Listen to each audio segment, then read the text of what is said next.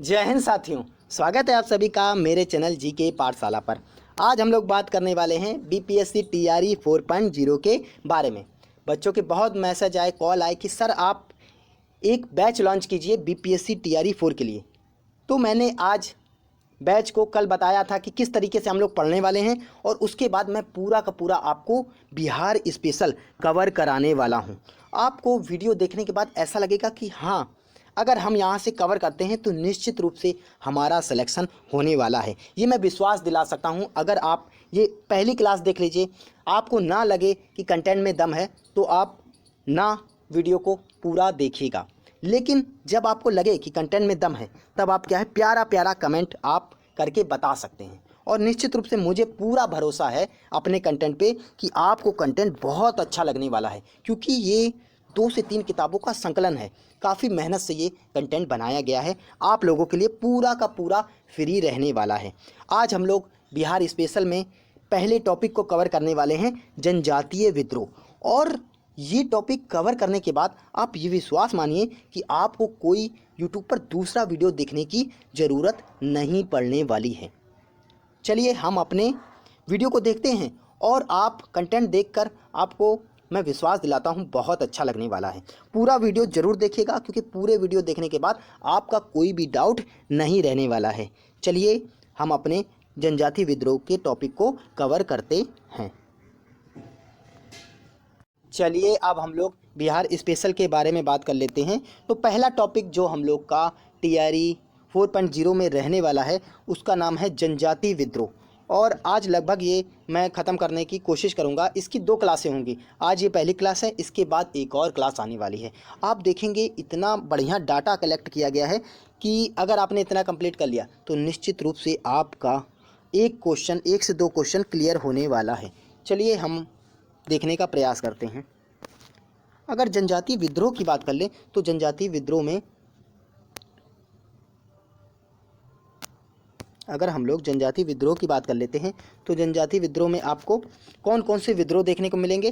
तो आज हम लोग ये वाले विद्रोह सारे ख़त्म करने वाले हैं, फिर अगला वीडियो रहने वाला है हम लोग का ये वाले विद्रोह पर। तो पहले विद्रोह की बात कर ले तो बहाबी विद्रोह, मोस्ट इंपॉर्टेंट बहाबी विद्रोह हो गया। कौन सा विद्रोह? बहाबी विद्रोह हो गया। बहाबी विद्रोह हो गया। लोटा विद्रोह हो गया। लोटा विद्रोह के बाद कोल विद्रोह हो गया। संथाल विद्रोह हो गया। मुंडा विद्रोह हो गया। नूनिया विद्रोह हो गया और ताना भगत विद्रोह हो गया। इतने विद्रोह को हम लोग पूरा का पूरा कवर करने वाले हैं आज के एक वीडियो में। ये वीडियो देखने के बाद निश्चित रूप से आपको पूरा कॉन्फिडेंस हो जाएगा कि आप इससे आने वाला एक भी प्रश्न आपका नहीं छूटने वाला।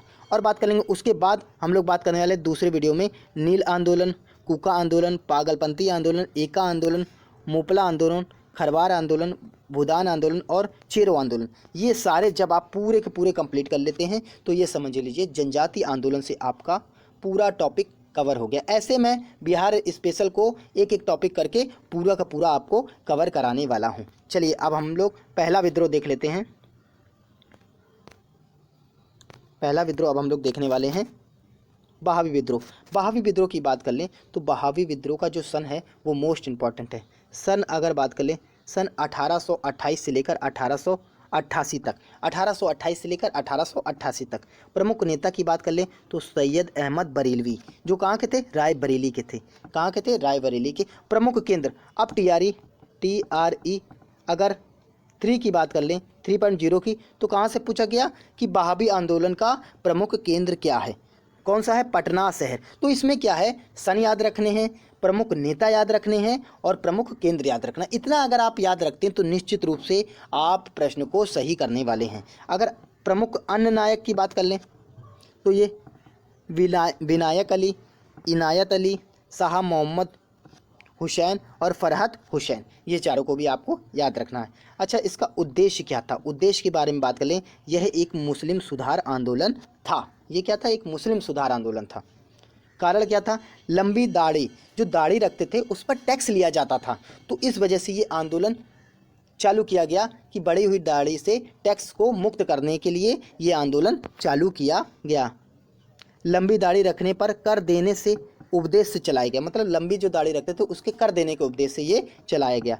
दमन अच्छा इसका कैसे हुआ?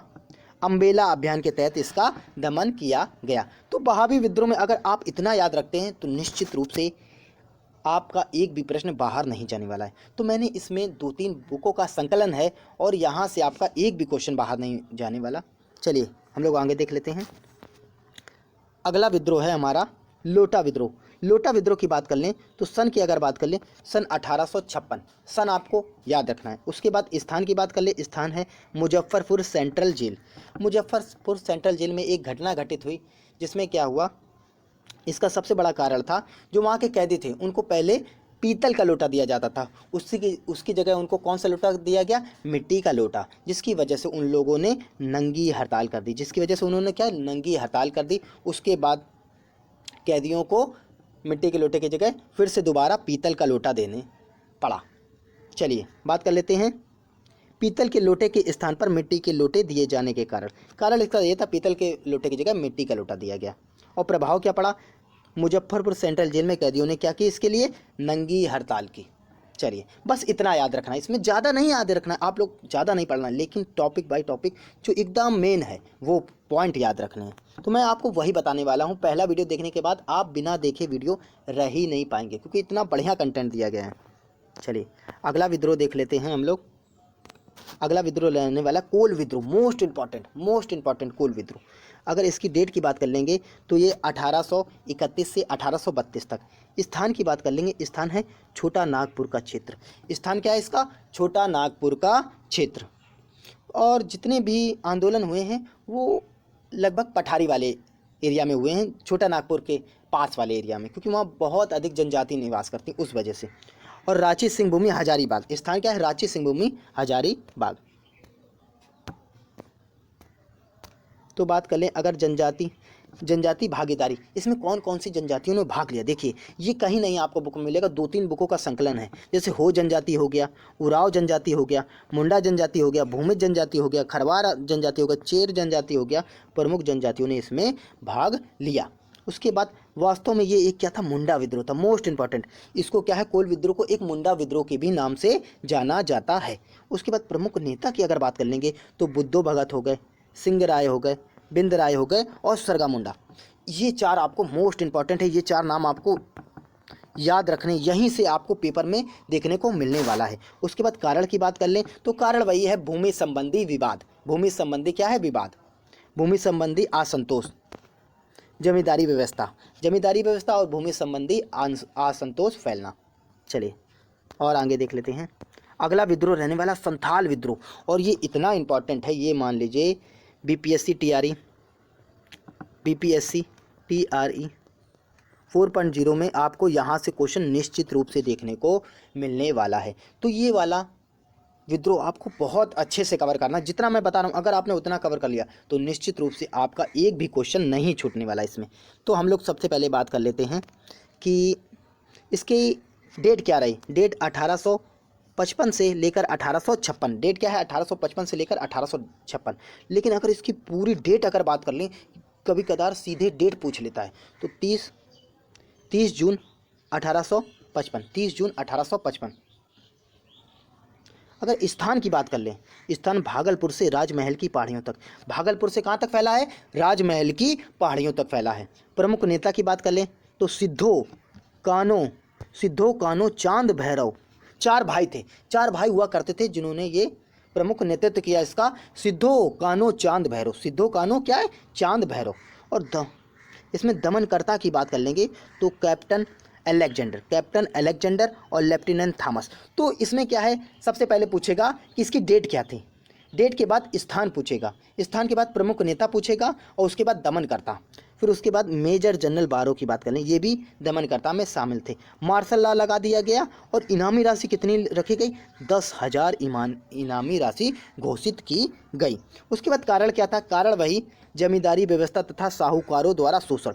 जमींदारी व्यवस्था और साहूकारों द्वारा शोषण इसका प्रमुख कारण था इस विद्रोह का। चलिए अब हम लोग आगे चलते हैं, मुंडा विद्रोह। ये भी मोस्ट इम्पॉर्टेंट है और यहाँ से भी आपको एक ना एक प्रश्न जरूर देखने को मिलने वाला है। आपको इतना बढ़िया कवर कराएंगे कि निश्चित रूप से आप कहेंगे कि सर आपने क्या पढ़ाया है, यहीं से क्वेश्चन हमको देखने को मिलेंगे। देखिएगा, अच्छा मुंडा विद्रोह का एक अलग नाम और है, इसको दूसरे नाम से जब बोला जाता है तो बच्चे परेशान हो जाते हैं कि ये मुंडा विद्रोह, ये उलगुलान विद्रोह कहाँ से आ गया। उलगुलान को ही, मुंडा विद्रोह को ही क्या बोला जाता है, उलगुलान विद्रोह के ही नाम से जाना जाता है। अगर बात कर लें, ये 1899 से 1900 तक चला।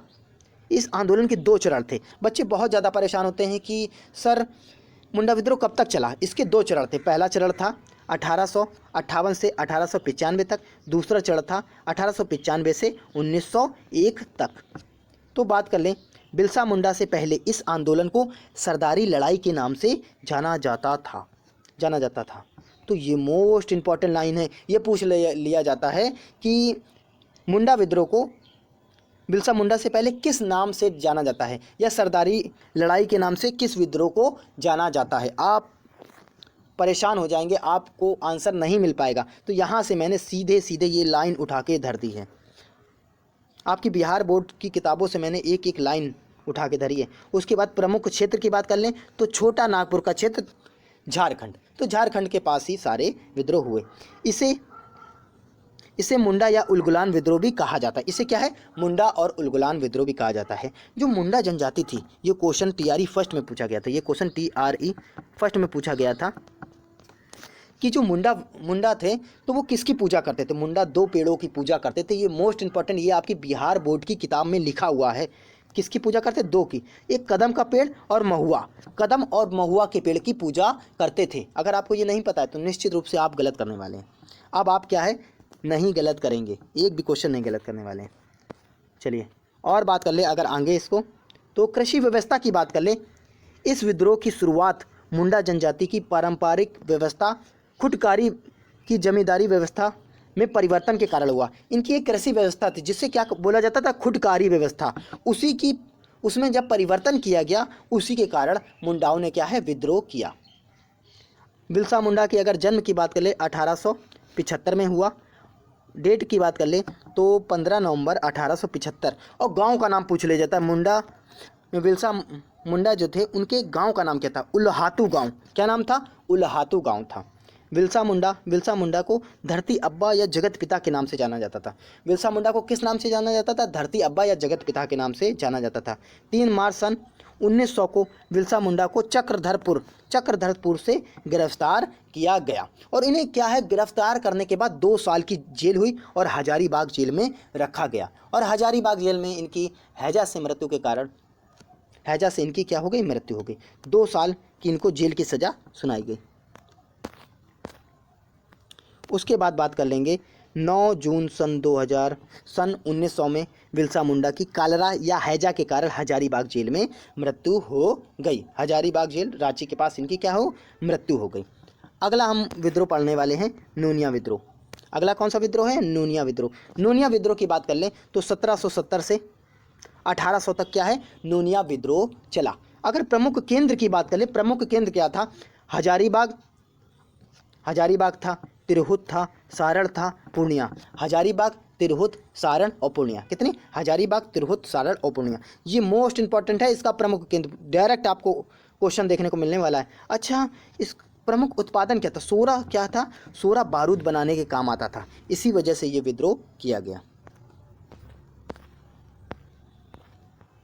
अगला विद्रोह रहने वाला है मोस्ट इंपॉर्टेंट कौन सा, ताना भगत आंदोलन। अगर डेट की बात कर लें तो 21 अप्रैल सन 1914 को ताना भगत आंदोलन हुआ। स्थान की बात कर ले, स्थान है चिगारी नवाटोली, झारखंड, छोटा नागपुर के पास। अच्छा, किस जनजाति द्वारा किया गया, उराव जनजाति द्वारा किया गया। कौन सी जनजाति इसमें शामिल थी, उराव जनजाति शामिल थी। अच्छा, यह एक आदिवासी आंदोलन था। ये क्या था, एक आदिवासी आंदोलन के रूप में जाना जाता था। प्रमुख नेता की बात कर लेंगे तो जतरा भगत और तुलसिया भगत। ये 2 आपको मोस्ट इंपॉर्टेंट है, याद रखने हैं। यहाँ से डायरेक्ट क्वेश्चन देखने को मिलने वाला है। और कारण की बात कर लें, मालगुजारी नहीं देने तथा बेगारी नहीं करने के संबंध में, मालगुजारी नहीं देने और बेगारी नहीं देने के संबंध में ये विद्रोह किया गया।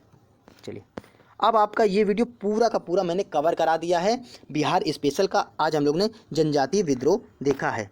ये वीडियो देखने के बाद आपको लगा होगा कि सर आपने बहुत अच्छा कंटेंट दिया, बहुत अच्छा। अगर आपको दूसरा वीडियो देखना है तो ज़्यादा से ज़्यादा इस वीडियो को क्या है, ज़्यादा से ज़्यादा लाइक कीजिए, ज़्यादा से ज़्यादा सपोर्ट कीजिए इस चैनल को। तो मैं आपको ऐसे ही बिहार स्पेशल पूरा का पूरा कवर कराने वाला हूँ। और आप ये मान लीजिए, अगर आपने ये वीडियो पूरे कवर कर लिए, 20 से 25 वीडियो रहने वाले हैं, 20 वीडियो में मैं पूरा बिहार स्पेशल को कवर कराने वाला हूँ TRE 4 के लिए। TRE 4 में आपको यहीं से क्वेश्चन देखने को मिलने वाले हैं बिहार स्पेशल से। बिहार स्पेशल बहुत ज़्यादा मोस्ट इंपॉर्टेंट रह जाता है। बात कर लें, 8 से 10 क्वेश्चन बिहार स्पेशल के आपके आने हैं। तो TRE 4 के लिए पूरी तरीके से तैयार हो जाइए। मैंने भी पूरी तैयारी कर ली है और आपको सिलेक्शन दिलाना मेरी पूरी जिम्मेदारी है। अगर आप इस चैनल को खूब सपोर्ट देते हैं तो मैं भी पूरा सपोर्ट करूंगा आपका। पूरी फ्री क्लासें चलने वाली हैं, बहुत अच्छी क्लासें चलने वाली हैं, 1 नंबर का कंटेंट देने वाला हूं। तो ज़्यादा से ज़्यादा आप लोग इस क्लास पे कमेंट करेंगे कि आपको वीडियो कैसा लगा। जैसा लगा हो वैसा कमेंट कीजिए। आप इस पर चलिए। ऐसे ही वीडियो के लिए पाने के लिए मेरे चैनल को ज़्यादा से ज़्यादा शेयर कीजिए, सब्सक्राइब कीजिए। जय हिंद, जय भारत, राधे राधे।